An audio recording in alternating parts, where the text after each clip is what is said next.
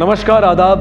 Crime petrol dial 100 में आप सबका स्वागत है। जिंदगी अक्सर हमें अपने आप को साबित करने के और कुछ कर दिखाने के कई अवसर देती है।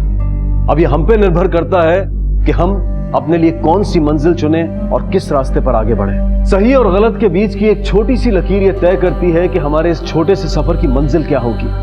आज की ये कहानी सपनों और हकीकत के बीच का एक ऐसा सच है जिसे पहचानना हम सब के लिए बहुत जरूरी है।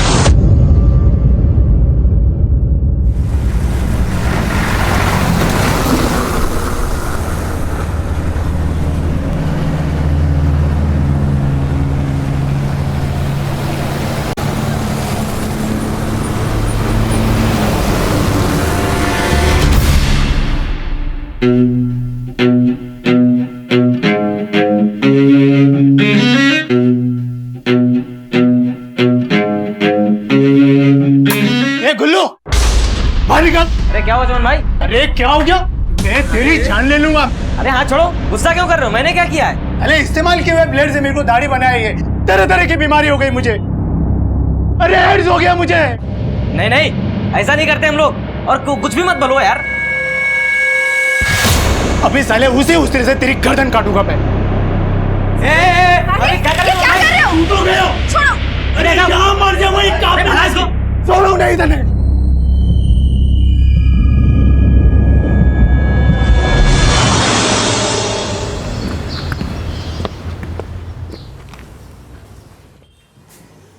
શું થયું કરણ? तू गले पे क्यों नहीं बैठा? अरे मम्मी, काका बेसौदे तो है, हर बार तो मुझे हटा देते हैं, बोलते कि दुकान पे नहीं आने का। एक बात ध्यान रख करण, ये दुकान तेरे दादाजी की है। तेरे दादाजी की दुकान मतलब तेरी दुकान। और इस दुकान पे जितना परेश का हक है उतना तेरा भी है। अरे मम्मी वो समझी गयो, पर यहाँ बेचने शू करूँ, मक्खी मारू?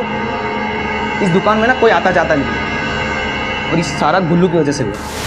साला गुल्लू ने मुझे धोखा दिया। मेरे साथ दुकान खोलने वाला था वो, लेकिन मेरी पीठ में छुरा घोंप कर खुद अपनी दुकान खोल ली, और मैं इस दुकान में अटक गया। अब गुल्लू को साफ करना ही पड़ेगा। एक एक करके सबके सर से भूत उतारना पड़ेगा, ये परेश के भी और गुल्लू के भी। मम्मी तो मैं साथ चुका हो, कुछ तो करना पड़ेगा।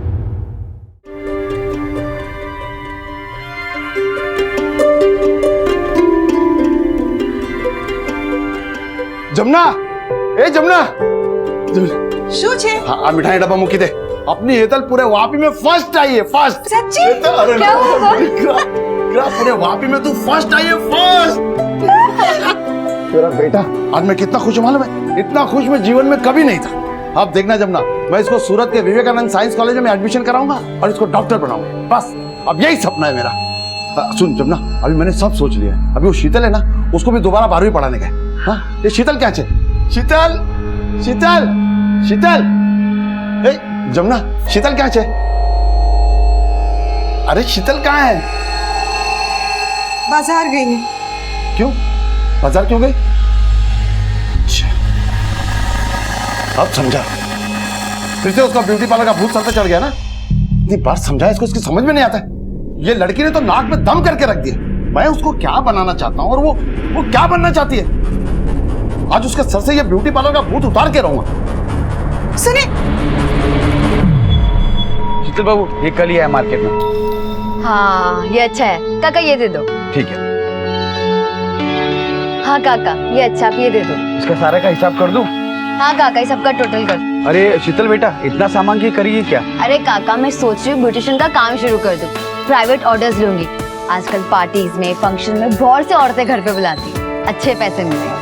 और वैसे भी मैंने गुल्लू से बात कर ली है उसकी दुकान में काम करने के लिए। शीतल, पापा पापा ट्यूशन का भूत तेरे दिमाग से उतरेगा नहीं। चुपचाप चल के 12वीं की पढ़ाई कर। मैं चाहता हूँ तू पढ़ लिख के कुछ बने, और तू ये सब सामान लेके वो गुल्लू की दुकान पे जाके नौकरी करना चाहती है। चल चल कर। पानी सर से ऊपर हो गया। साले इस गुल्लू को सबक सिखाना पड़ेगा। ए गुल्लू किधर है? ए गुल्लू, साले जिस हाथ से हुनर सिखाया ना, वही हाथ से मसल भी सकता हूँ तेरे को। और तू कस्टमर लोगों को लुभाने के लिए जो रसगुल्ला रखा है ना, वो मैं सब समझता हूँ। अरे सेठ जी, तो आप भी लाओ ना अपनी दुकान में मिठाइयाँ। और क्या मेरा कॉलर पकड़ कर रखा है? हाथ हटाओ। अरे हटाओ हाथ। अभी मैं वो तुम्हारा 3000 महीने पे काम करने वाला गुल्लू नहीं हूँ। ए, देख ये मेरी बेटी के आसपास भी दिखना नहीं तू। हाँ अरे मैं नहीं, वो मेरे आसपास दिखती है। अभी समझाने का ही है तो जाके उसको समझाओ ना। साले जुबान चलाता है। अरे परेश भाई, अरे जा।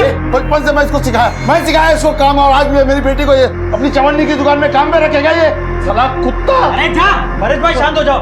गुल्लू भाई शांत हो जाओ यार, बैठो बैठो। समझता क्या है अपने आप को? हाँ कल का आया हुआ मेरी बेटी से काम करवाएगा। मैं अपनी बेटियों को पढ़ाना चाहता हूँ, उनको डॉक्टर बनाना चाहता हूँ, और ये शीतल की समझ में क्यों नहीं आता? ये लड़की लोग का धंधा है क्या? केम छो परेश भाई? मजा मजा आओ। अरे ऐसे कितने दिन दुकान खाली रखोगे? सीखो अपने चेले से। अरे लड़कियां लाओ, लड़कियां दुकान पर काम कराने। हम भी आएंगे और लाइन भी लग जाएगी दुकान के आगे। वाह, मेरे को सिखाता है धंधा, चप्पल है क्या?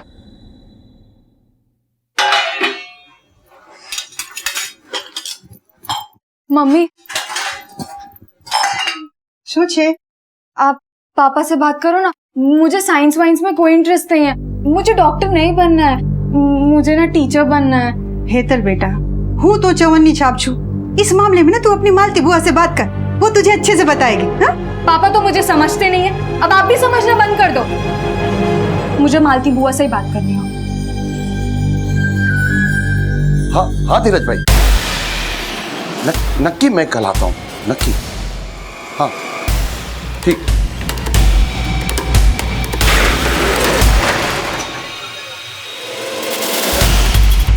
खून खून खून खून।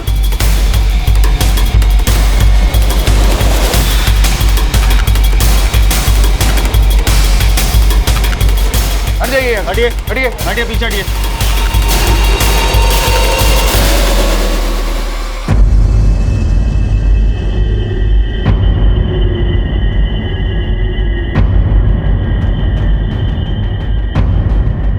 सर ये देखिए, लगता है इसी उस तरह से इसका गला काटा गया। ये सब कब हुआ? सर मुझे कुछ नहीं पता, मैं तो लंच टाइम में खाना खाने बाहर गई थी और सर वापस आकर देखा तो गुल्लू सेठ को किसी ने जान से मार डाला। यहाँ और कौन कौन काम करता है? मैं और एक और लड़का। इसकी किसी से कोई दुश्मनी थी क्या? साहब गुल्लू परेश भाई की दुकान में काम करता था। ये परेश कौन? परेश भी एक नाई है जहाँ गुल्लू काम करता था। साहब उसके भतीजे करण ने झगड़े के बाद गुल्लू को दुकान से बाहर निकाल दिए। उसके बाद गुल्लू ने अपनी नई दुकान शुरू की जो परेश भाई की दुकान से अच्छी चलती थी। साहब लाश को सबसे पहले किसने देखा था? सर मैं बाल कटाने आया था तो मैंने देखा कि गुल्लू भाई का मर्डर हो गया। हाल फिलहाल में गुल्लू का किसी से झगड़ा हुआ था क्या? हाँ सर, परेश और उसके भतीजे करण से झगड़ा हुआ था। और सर 2 दिन पहले गुल्लू सेठ को चमन ने जान से मारने की धमकी दी।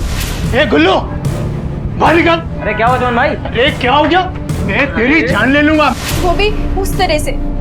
सुनो की परेश, करण और चमन तीनों को थाने बुलवाओ। Okay sir. और बॉडी को पोस्टमार्टम के लिए भेजो। Right sir. साहब गुल्लू 12 साल का था तब मेरे पास काम मांगने आया था। 10 साल तक उसने मेरे साथ काम किया। अनाथ और बेसहारा था, मैंने उसे काम दिया, रहने की जगह दी और ये बाल काटने का हुनर भी सिखाया। तो फिर उसने तुम्हारी दुकान क्यों छोड़ी? बिच्छू को कितनी बार भी डूबने से बचाओ, आखिर काटेगा तो अपने ही हाथ में। और इस गुल्लू ने भी मेरे साथ यही किया। कुछ साल पहले मुझे दिल का दौरा पड़ा था, जिसकी वजह से मैंने दुकान की सारी जिम्मेदारी उसको सौंप दी थी। तू यहाँ गुल्लू क्या चे? कि आपका लाडला गुल्लू आपके बीमार होते यहाँ से पैसे चोरी करके नई दुकान खोली उसने। अरे दुकान खोली तो खोली, यहाँ के सारे कस्टमर भी लेके चला गया वो। गुल्लू ने धोखा दिया मुझे? हाँ। अरे 10 साल तक मेरे साथ था वो, मैंने पाला है उसको, वो मेरा पैसा चोरी करेगा? खून का रिश्ता खून का ही होता है। आपने मुझ पे भरोसा नहीं किया और उस गुल्लू के चक्कर में आके मुझे दुकान के बाहर फिकवा देते थे आप। आपकी आंखों के सामने आपके ही पैसे से उसने नई दुकान खोल ली। फिर तो तुम्हें बहुत नुकसान हुआ होगा। हाँ साहब, पूरा धंधा चौपट हो गया, मेरे सारे ग्राहक उसके पास चले गए। तो इसीलिए तुमने गुल्लू को मार दिया? ये क्या कह रहे हैं साहब? मैंने ऐसा कुछ नहीं किया है, मैंने ऐसा कुछ नहीं किया है। परेश ऐसा साबित करने की कोशिश कर रहा था जैसे गुल्लू को अपना बेटा मानता, लेकिन घड़ी में टाइम और धंधे में नियत बदलते वक्त नहीं लगता। इस चमन का कुछ पता चला? सर मैंने चमन की सारी इन्फॉर्मेशन निकाली, पता चला है वो शहर के बाहर है। मैंने एक टीम भेजी है उसे दबोचने के लिए। इस एरिया में इन 2 दुकानों के अलावा कोई और सलून नहीं है। गुल्लू के आने से पहले परेश की मोनोपोली थी इस एरिया, लेकिन गुल्लू के आते ही ना सिर्फ ये मोनोपोली टूटी बल्कि उसके सारे ग्राहक भी गुल्लू के खाते में जा गिरे। सर गुल्लू की हत्या बहुत ही करीब से की गई और ऐसा काम सिर्फ 2 लोग कर सकते हैं, या तो पक्का दोस्त या फिर पक्का दुश्मन। सर उसका कोई पक्का दोस्त तो था नहीं, तो हो सकता है ये काम पक्के दुश्मन ने किया हो सकता है सोलंकी। और दुकान के हालात को देखकर ऐसा नहीं लगता कि वहां चोरी या लूटपाट की घटना को अंजाम दिया गया है, और वार ठीक सामने से किया गया है और उस तरह इस सफाई से चलाया गया है, लगता है कि यह काम किसी जानने वाले ने किया। हो सकता है हत्यारा इसी काम को करने वाला, और परेश को छोड़कर इस एरिया में कोई और इस काम को नहीं करता था। सोलंकी एक काम करो, गुल्लू और उसकी दुकान से जुड़े हर शख्स की कुंडली खोद निकालो। Right sir. गुल्लू का पत्ता तो साफ हो गया, अब परेश भी रास्ते से हट जाए ना तो इस पूरे इलाके का धंधा हमारे कब्जे में होगा। सही कह रही हो माँ, जेवी तुम्हारी इच्छा ये था शायद। वैसे भी काका शीतल और हेतल के एडमिशन के पीछे पड़े हुआ है। आज मौको छे करण, इस बार तो ऐसा इंतजाम करना कि सांप भी मर जाए और लाठी भी ना टूटे।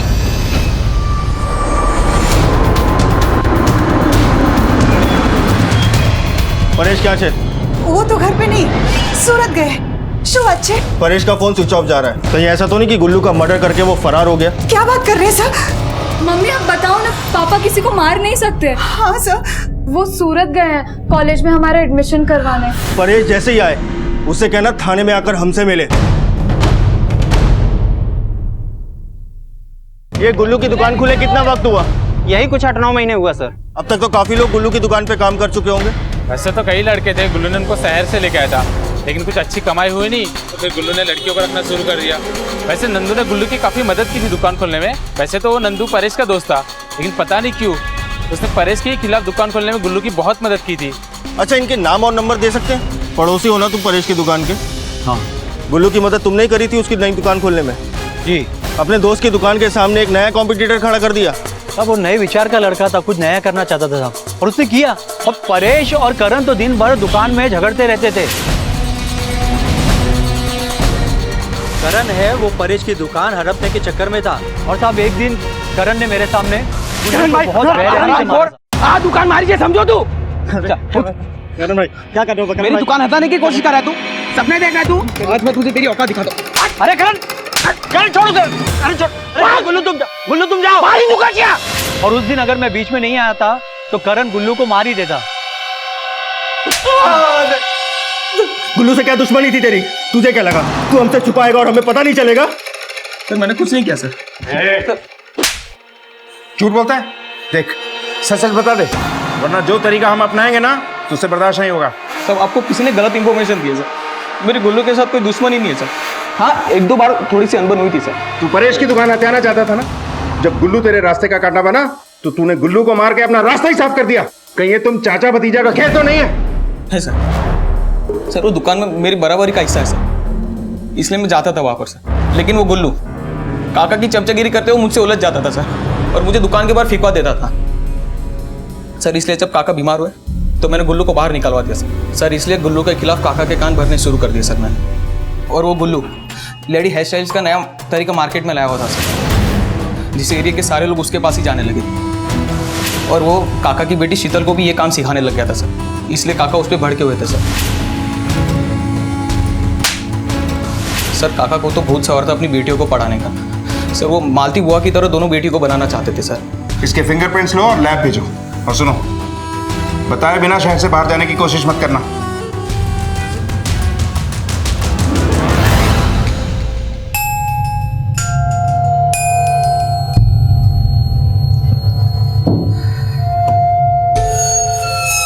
नवीन, तुम कोई काम क्यों नहीं ढूंढते?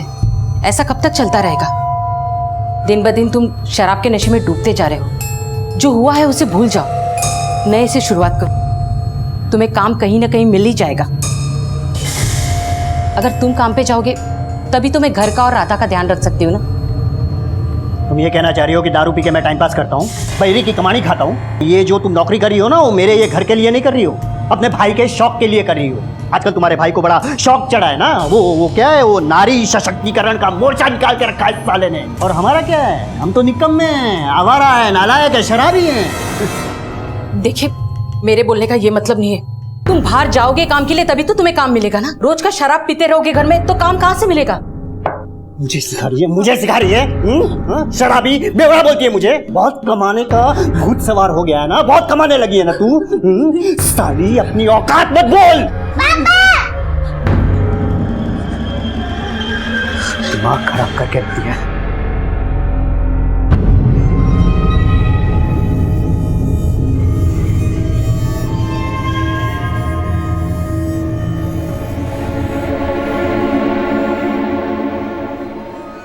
अभी ना जो होना था वो हो गया। अभी हमारे पास ज्यादा वक्त नहीं है, जल्दी से जल्दी हमें कुछ करना होगा। किसी भी वक्त किसी की भी नजर हम पे पड़ सकती है। तुम ठीक कह रही हो शीतल, प्लान बी नो समय आवी गयो छे। जैसे और जितना घर से समेट सकती हो समेट लो, बाकी का इंतजाम मैं करता हूँ। अब हमें यहाँ से निकल जाना चाहिए।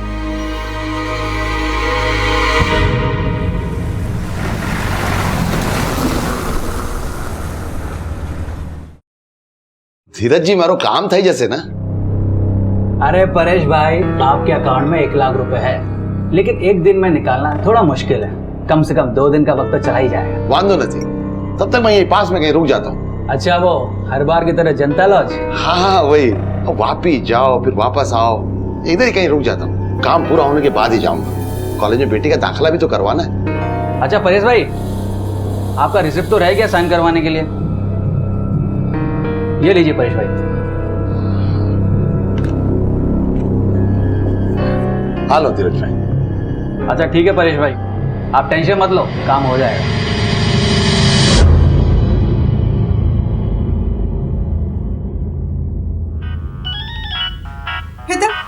बेटा देख तो किसका फोन है।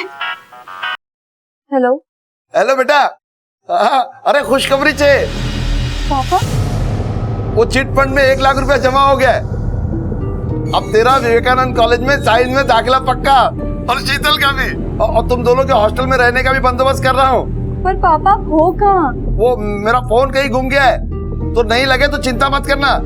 मैं यहाँ जनता लॉज में हूँ। हाँ हेलो हेलो हेलो।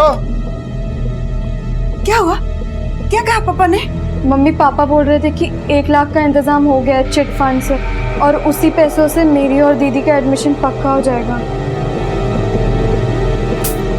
अरे क्या हुआ तुझे? माँ पापा मेरी बात क्यों नहीं सुनते? मैंने पापा को 10 बार समझाया, मैं पढ़ना नहीं चाहती, वो क्यों नहीं समझते? मैं अपनी जिंदगी अपनी मर्जी से जीना चाहती हूँ, लेकिन आज तो उन्होंने हद कर दी। इस घर की बड़ी बेटी मैं हूँ, मेरे भी कुछ सपने, पर पापा सारा पैसा पढ़ाई में खर्चा करना चाहते। ठीक है, करे तो उनको उनकी मर्जी, मैं भी उन्हीं की बेटी हूँ, मैं भी वही करूँगी जो मुझे ठीक लगेगा। शीतल, सर ये रही फिंगरप्रिंट्स रिपोर्ट। सर हमने सभी के फिंगरप्रिंट सस्पेक्ट के फिंगरप्रिंट से मैच किए, लेकिन किसी के भी फिंगरप्रिंट आपस में एक दूसरे से मैच नहीं हुए। सर कहीं ऐसा तो नहीं कि मर्डर करने वाला कोई बाहर का हो, जो गुल्लू को अच्छे तरीके से जानता हो और उसकी दुकान का सामान आराम से इस्तेमाल कर सकता हो, या फिर गुल्लू की दुकान का कोई पुराना वर्कर, या फिर चमन। अरे इस्तेमाल किए हुए ब्लेड से मेरे को दाढ़ी बनाई है, तरह तरह की बीमारी हो गई मुझे। अरे एड्स हो गया मुझे। सोलंकी, गुल्लू की दुकान पे अब तक जितने भी वर्कर्स ने काम किया है सबको क्रॉस चेक करो, और इसके अलावा परेश, करण और उसकी माँ, इन तीनों को नजरअंदाज नहीं किया जा सकता। हो सकता है इन लोगों ने ये काम खुद ना करके किसी और से करवाया था। सर इन सभी के कॉल रिकॉर्ड क्रॉस चेक किए जा रहे हैं। अगर किसी ने सुपारी दी है तो हत्यारे से फोन पे बातें भी की गई है। परेश, करण और उसकी माँ तीनों की कुंडली निकालो। इस केस में किसी को भी क्लीन चिट नहीं दी जा सकती। सर परेश का फोन अभी भी स्विच ऑफ जा रहा है, कहीं ऐसा तो नहीं कि मर्डर उसी ने किया हो और पकड़े जाने के डर से फोन स्विच ऑफ करके कहीं छुप गया हो? पॉसिबल है। सोलंकी, सूरत पुलिस से कोऑर्डिनेट करो, हो सकता है परेश सूरत में ही कहीं छुपा हुआ हो। और हाँ, गुल्लू की दुकान के जो वर्कर्स लापता है उन चारों की खोज तेज कर दो। चुन्नी भाई, हमें एक का सपनों छे कि मैं अपनी आंखों से हेतल को डॉक्टर बनते देख लूं। अरे बहुत कुछ किया है मैंने उनके लिए। अगर ऐसा हुआ परेश भाई ना, तो मैं आपसे 1 किलो लड्डू लूंगा। अरे बिल्कुल बिल्कुल। चुन्नी भाई, यहीं के विवेकानंद कॉलेज में मैं उसके दाखिले की भी कोशिश कर रहा हूँ, और साथ ही साथ मैं चाहता हूँ कि शीतल का 12वीं भी क्लियर हो जाए, और सब कुछ अच्छे से हो गया तो यही हॉस्टल में आपके पास रख दूंगा, फिर उनका ख्याल रखने की जिम्मेदारी आपकी। अरे मोटा भाई, आप टेंशन क्यों लेते हैं, मैं हूं ना।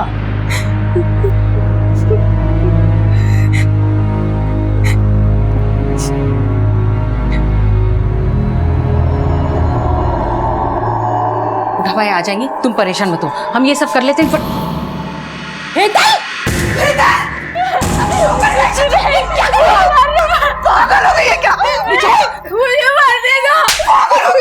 तुम तेरे पप्पा शहर में नहीं, ऊपर से शीतल का कोई अता पता नहीं है, और उसमें से तुम्हारे ये पागलपन, समझाओ ना इसे। शांत हो जाओ भाभी। देखो शीतल मिल जाएगी। ये तो क्या करने जा रही थी? हाँ, तूने ऐसा सोचा भी कैसे? मैं क्या करूं हेतल बुआ, मुझे नहीं बनना है डॉक्टर। तुझे मुझ पर भरोसा है ना? हाँ? मैं मोटा भाई को समझाऊंगी, वो मेरी बात जरूर मानेंगे। शीतल कहाँ चली गई? अब सब ठीक हो जाएगा। इतने पैसे में तुम आराम से अपनी नई जिंदगी शुरू कर सकते हो। पर अब हमें यहाँ से जल्द निकलना होगा। हाँ, एक बार अहमदाबाद पहुंच जाए।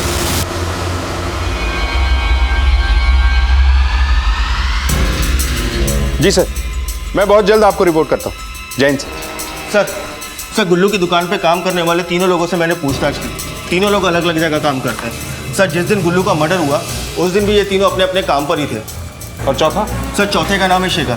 सर, उसकी कोई फोटो तो नहीं मिली, लेकिन हमने उसका स्केच बनवाया। सर, गुल्लू ने इसे काम से निकाल दिया था और 1-2 बार झगड़ा भी हुआ था। उसके बाद से इसका कोई पता नहीं। इसका कोई फ़ोन नंबर? सर, इसका फ़ोन स्विच ऑफ जा रहा है। सर, गुल्लू ने शेखर को काम से निकाल दिया था और शेखर को पैसों की ज़रूरत थी। कहीं ऐसा तो नहीं कि ये मर्डर पैसों की वजह से किया गया हो? सोलंकी, पैसों की ज़रूरत तो परेश को भी थी अपनी बेटियों की एडमिशन के लिए। कहीं ऐसा तो नहीं कि परेश ने शेखर का इस्तेमाल किया गुल्लू को अपने रास्ते से हटाने के लिए? सर, परेश का फ़ोन अभी भी स्विच ऑफ ही जा रहा है। हम सूरत पुलिस के रेगुलर टच में हैं, लेकिन परेश का अभी तक कोई पता नहीं। इस केस की 3 कड़ियां मिसिंग हैं, परेश, शेखर और चमन। इन तीनों के हाथ लगते ही मुजरिम के हाथ में हथकड़ी होगी। ले बेटा खाना रख दो। मैं मैरिज ब्यूरो जा रही हूँ। हाँ, तो दुकान पे चले जाना, संभाल के जाना। करण बेटा 2 दिन हो गए, तेरे काका का कोई फोन नहीं आया। तू सूरत जाना, उनको ढूंढ के लाना बेटा। अरे काकी, वो बच्चे थोड़ी है जो घूम जाएंगे, आ जाएंगे वो, टेंशन मत लो। और नहीं आया तो देखता हूँ मैं शाम तक। तू क्यों देखेगा? ठेका ले रखा है क्या सबका? परेश आए ना आए हमारी बला से। इतने सालों तक वो दुकान पे बैठा रहा, हमारे लिए क्या किया? हाँ, अभी इसका हक बनता है, ये बैठेगा दुकान पे। भाभी, दुकान तो अपने घर की है, वो बैठे चाहे करण बैठे, क्या फर्क पड़ता है? अभी तो उनको ढूंढना जरूरी है ना। फर्क पड़ता है जमुना। एक बात सांभड़ी ले, तुम लोगों का हमारे साथ कोई रिश्ता नाता नहीं है। बेहतर होगा कि तुम अपना इंतजाम कहीं और देख लो।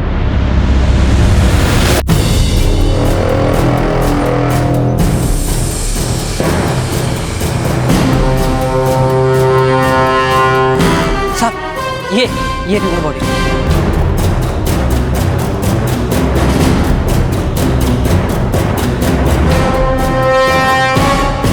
ये तो वही परेश काबरा है जिसकी 3 दिन पहले हमारे पास मिसिंग कंप्लेन आई थी वापी पुलिस चौकी से।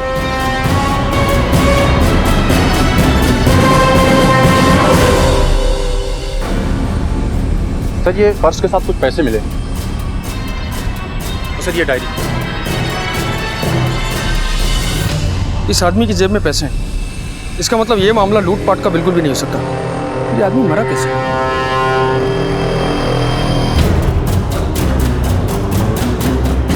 सर, ये दवा मिला।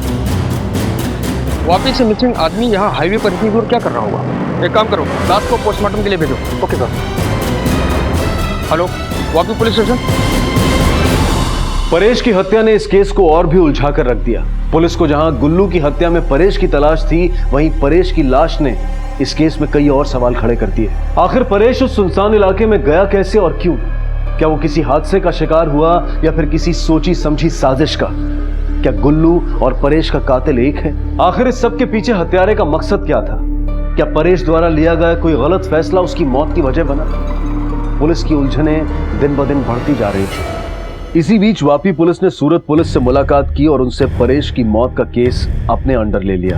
एक एक पहलू को समझा, एक एक पेचीदगी को बारीकी से जांचा। अब सूरत पुलिस इस केस को गुल्लू के मर्डर के साथ जोड़कर आगे की तहकीकात में लग गई।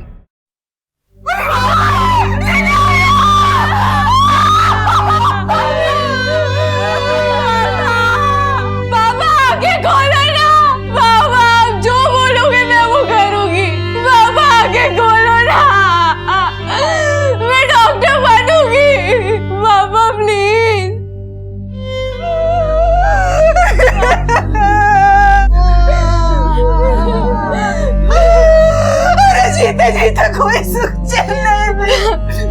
ये क्या अनर्थ कर दिया भगवान ने।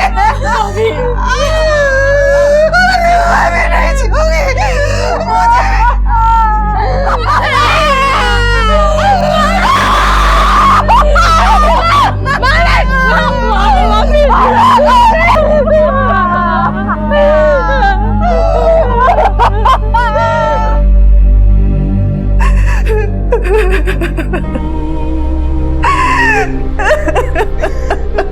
देखिए, परेश की लाश के पास सूरत पुलिस को ये टैबलेट्स मिली। क्या आप लोग इसे पहचानते हैं?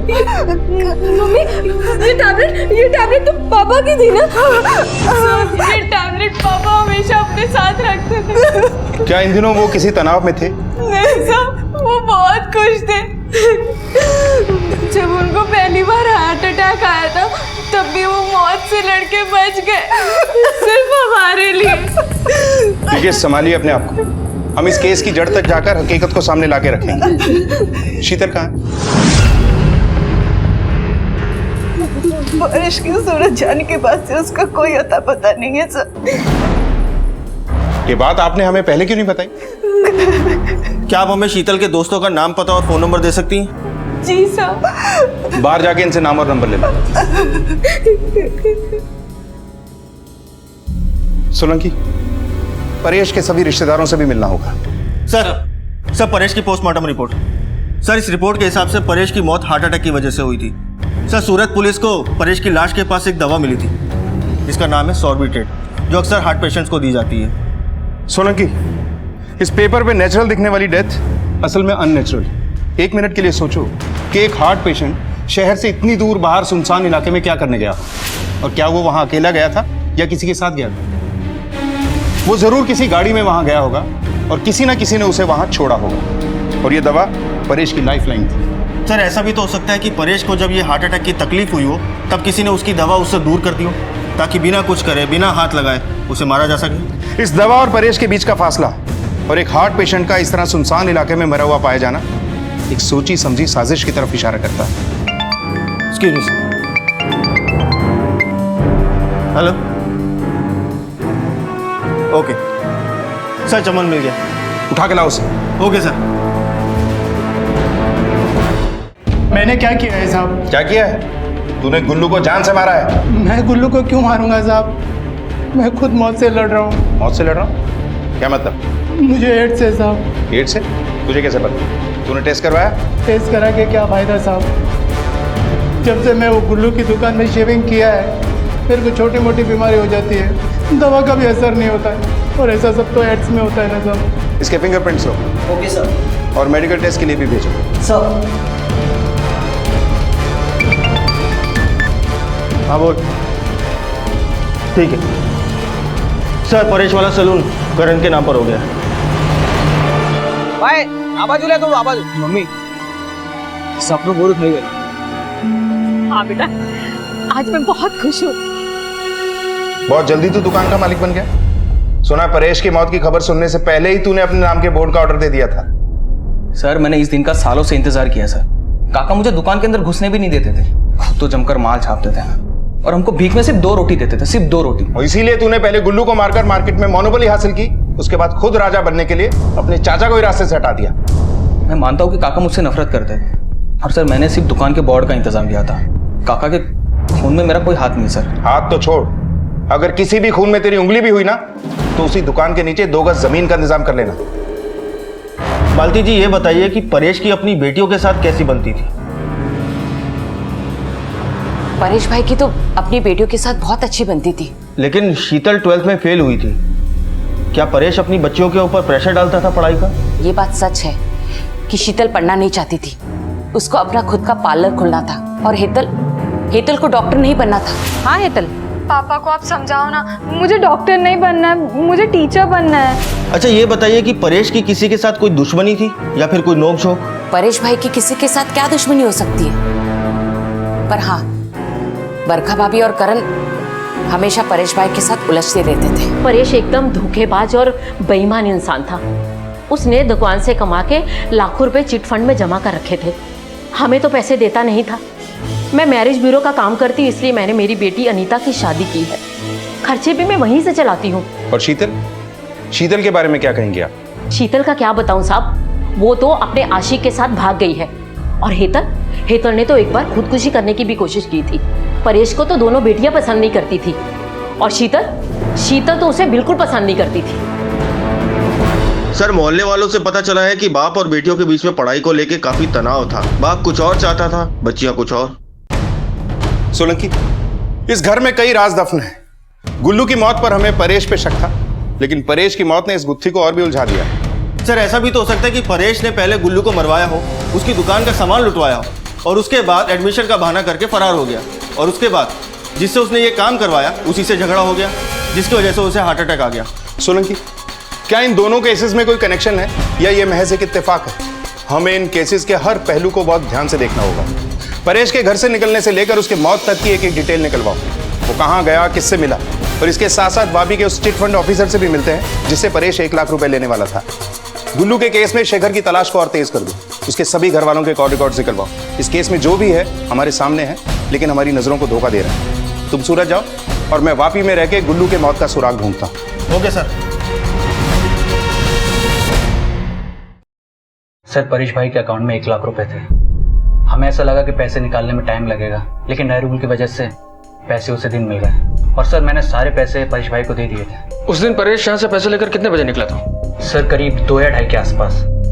सर ये देखिए उस दिन का रिसिप्ट, ये हमारा चिट फंड का रिसिप्ट और ये बैंक रिसिप्ट। ठीक है, ये रसीद मैं अपने साथ ले जाता हूँ। जी सर। अच्छा, परेश उस दिन सूरत में कहाँ रुका था, आपको कुछ पता है? जी सर, जनता लॉज। सर गुल्लू के रहने का कोई ठिकाना नहीं था। वो यहीं इसी दुकान में रहता था और मैंने उसे कभी बैंक आते जाते भी नहीं देखा। हाँ वो पैसे बहुत कमाता था, लेकिन रखता कहाँ था ये किसी को नहीं पता। हमें एक बार फिर से दुकान की तलाशी लेनी है। जी सर। तलाशी लो।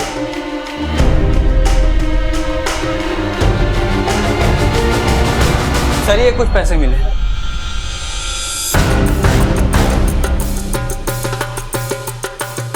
साहब उस दिन परेश बहुत खुश था।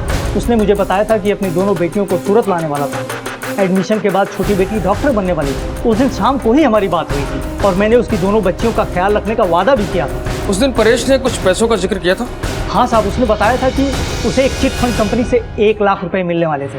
वो ऑफिस भी गया, लेकिन ऑफिसर ने उसको बोला कि पैसे निकालने में 2 दिन का टाइम लगेगा।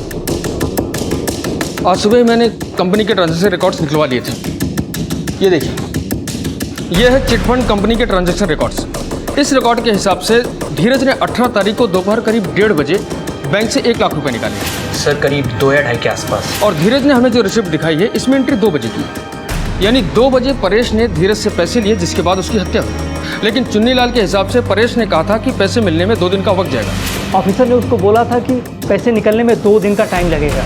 इसका मतलब इन दोनों में से कोई एक है जो हमसे झूठ बोल रहा है। अगर पैसे चुन्नीलाल ने चुराए होते और वो झूठ बोल रहा होता तो परेश को अटैक लॉज में ही आ गया होता, क्योंकि उसे पैसों के बारे में पता चल चुका होता और धोखाधड़ी की वजह से उसे शॉक लगा होता। लेकिन इतनी दूर वो गया क्यों? क्या कॉलेज में एडमिशन कराने गया था? और अगर धीरज ने धोखा दिया और उसने झूठ बोला तो परेश को पैसे मिले ही नहीं होंगे। लेकिन एक बात तो तय है, कोई ना कोई तो है जो उसे वहाँ लेके गया था। मोटा भाई कितना टाइम लगेगा पैकिंग में? बस रेडी है सर, ले लीजिए। बड़ा महंगा टीवी लेके जा रहे हो? वो लेटेस्ट वाला है क्या? सर अब इसी टीवी पर तेरे नाम की जेल में ब्रेकिंग न्यूज आएगी। सच बोलेगा? पहले परेश के नाम की रिसिप्ट पर परेश के साइन लिए, फिर पैसे निकाले, लेकिन वो पैसे परेश को नहीं दिए। सर आप एक क्या बोल रहे हैं सर? सर देख, मैं टाइम पास के मूड में नहीं हूँ। अगर मेरा माथा ठनक गया ना तो तू सच बोलेगा, तब भी तुझे तोड़ता रहूंगा। बोल। सर परेश भाई के मैंने साइन तो लिए थे, लेकिन उन्हें पैसे नहीं दिए। फिर बाद में मुझे पता चला कि वो मर गए, तो मैंने सारे पैसे हड़प लिए। सर मैंने कुछ नहीं किया सर। सर मुझे सर प्लीज सर। इसके कन्फेशन से एक बात तो क्लियर है कि हमारी पहली थ्योरी सही थी। परेश को पैसों के लिए नहीं मारा गया, लेकिन जिसने भी मारा है वो करीबी। लेकिन वो कौन हो सकता है? परेश की मौत एक कत्ल की तरफ साफ इशारा कर रही थी। एक जिम्मेदार बाप और एक परिवार के बड़े सदस्य की हुई हत्या ने पूरे घर को हिलाकर रख दिया था। लेकिन सवाल अब भी यही था कि क्या गुल्लू और परेश की हत्या एक दूसरे से जुड़ी हुई थी? सर ये दोनों अभिनव और शीतल के म्यूचुअल फ्रेंड्स हैं। देखो, तुम दोनों अभिनव और शीतल के दोस्त हो। यहाँ दोस्ती निभाने की कोशिश मत करना। जो भी जानते हो सब बताओ हमें। सर दोनों 18 तारीख को सूरत गए थे और कह रहे थे वहाँ से अहमदाबाद की बस पकड़ेंगे। उससे ज़्यादा हमें कुछ नहीं पता सर। परेश की मौत के बारे में तुम लोगों ने उसे खबर दी? नहीं सर, खबर तो नहीं दी है, लेकिन सर अभी उन लोग ने अपना फ़ोन बंद रखा हुआ है, ज़रूरत पड़ने पर वो लोग पीसीओ से फ़ोन करेंगे। हमें उन दोनों का नंबर चाहिए, और वो नंबर भी जिस नंबर से उन्होंने तुम्हें कांटेक्ट किया था।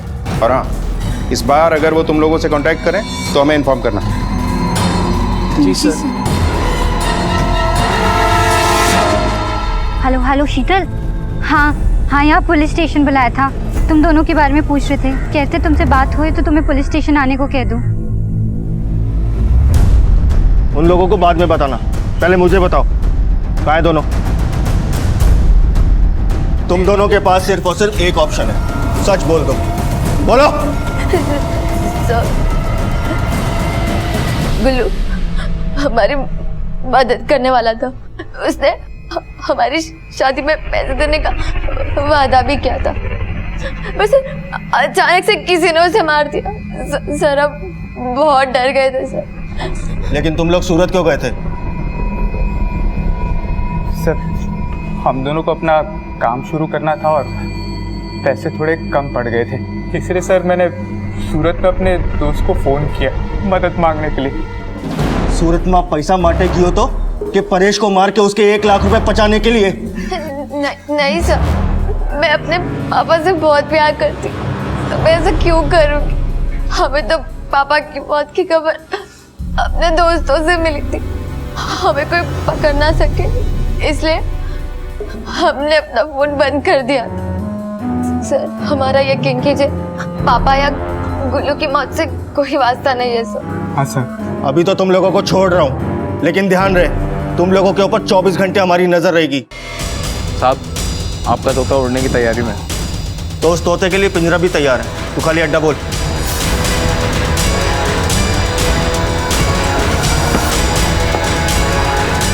क्या भाग रहा था?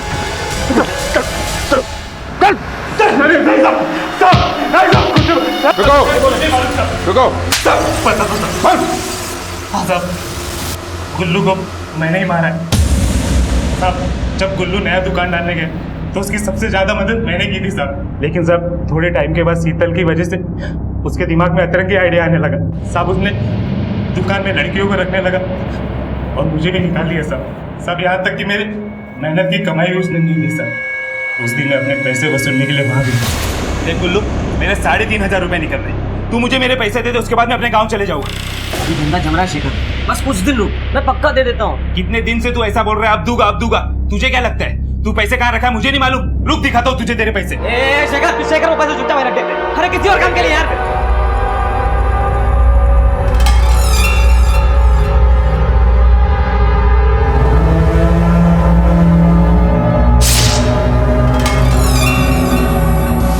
गलती हो गई, मुझे माफ कर दे।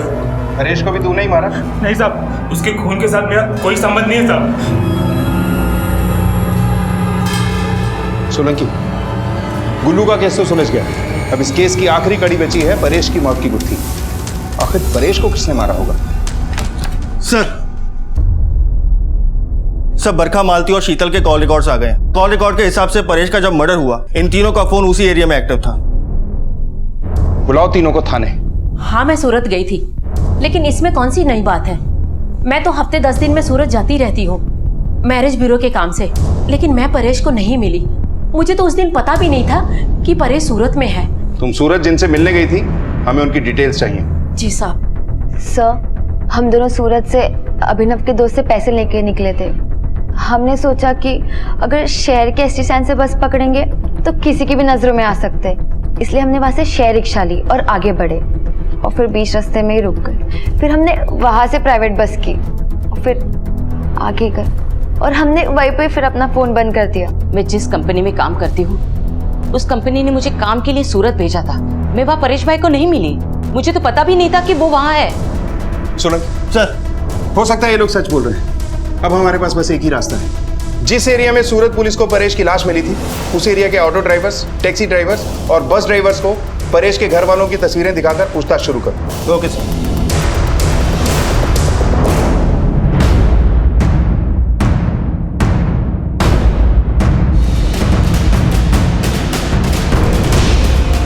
क्यों मारा परेश को? शीतल भाग गई और हेतल ने आत्महत्या करने की कोशिश की। मैं बहुत डर गई थी, कहीं परेश की जिद की वजह से इन दोनों की जिंदगी बर्बाद ना हो जाए, इसलिए मैंने परेश को फ़ोन किया और वो कॉलेज की इंक्वायरी करके वापस आ रहा ही था कि मैंने उसे कहा कि रास्ते में ही उतर जाए और मैं भी वहीं पहुंच गई। मोटा भाई, अरे फालतू कितना टाइम लगा दी तुम? मालूम है अपनी एतल फास्ट आई है, फास्ट। और इधर है ना ये सूरत के विवेकानंद कॉलेज में मैं उसका दाखिला भी करवा रहा हूँ, पैसे का भी इंतजाम हो गया है। और सुन वो शीतल है ना, मैं 12वीं में उसका एडमिशन वापस करवा रहा हूँ। देखो शीतल को डॉक्टर नहीं बनना है, वो टीचर बनना चाहती है और शीतल उसको अपना पार्लर खोलना है। दोनों को अपना अपना रास्ता चुनने दो, वो दोनों जो भी करेंगे सही करेंगे, मैं सच कह रही हूँ। अरे बच्चों को क्या मालूम है, उन्होंने दुनिया देखी है क्या? तो दुनिया तो हमने देखी है ना। देख आज तू जो भी है अपनी पढ़ाई के बलबूते पे है ना। तेरी पढ़ाई ने तुझे काम दिया, पैसा दिया, इतना अच्छा पति दिया, और क्या चाहिए? मैं अपनी दोनों बच्चियों को अपने जैसा नहीं तेरे जैसा बनाना चाहता हूँ, तेरे जैसी जिंदगी देना चाहता हूँ। मेरी जैसी जिंदगी? मेरी जिंदगी भी कोई जिंदगी है?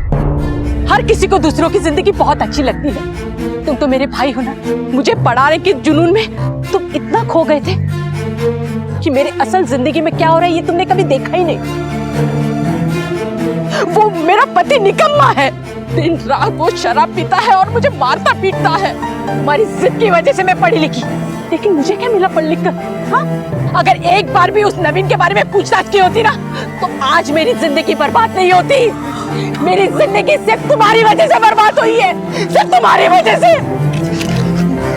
इसी नाटक की वजह से मैं हमेशा चुप रही, ये सोचकर कि तुम्हारा दिल कमजोर है, तुम ये सब नहीं सह पाओगे। मैं पूरी जिंदगी जहर की जिंदगी जीती रही। मैंने कभी नहीं बताया कि मैं कितनी दुखी हूँ। मेरी जिंदगी तो बर्बाद होगी, लेकिन मैं उन दोनों बच्चों की जिंदगी नहीं बर्बाद होने दूंगी। मोटा भाई, मोटा भाई, मोटा भाई, मोटा भाई, मोटा भाई सुधर, मोटा भाई सुधर, मोटा भाई,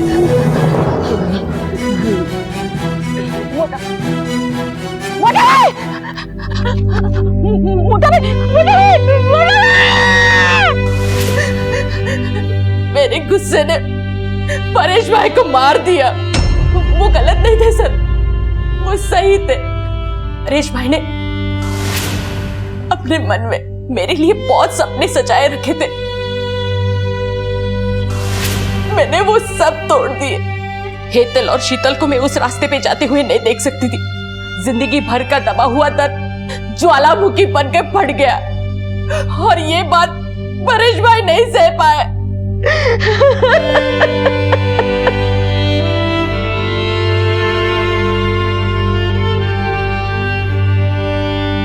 परेश शुरू से ही चाहता था कि उसकी बेटियां पढ़ लिखकर अपने पैरों पर खड़ी हों, लेकिन दूसरों पर अपनी सोच को जबरदस्ती थोपना किस हद तक सही है? ऐसा बिल्कुल नहीं है कि हर किसी की क्षमता, हर किसी के गुण एक जैसे हो। यह बेहद जरूरी है कि हम सामने वाले को यह अधिकार दें कि वो अपनी मंजिल का चुनाव अपनी मर्जी से करे, क्योंकि जिस सफर में हमारा मन न लगे उसकी मंजिल हमेशा दूर ही लगती है। अब मैं अनूप सोनी आपसे विदा लेता हूं, फिर मुलाकात होगी अगले एपिसोड में एक और चौंका देने वाले केस के साथ। तब तक अपना और अपने परिवार का ख्याल रखें और देखते रहें क्राइम पेट्रोल डायल 100। सबक एक को सीख हम सबको। जय हिंद।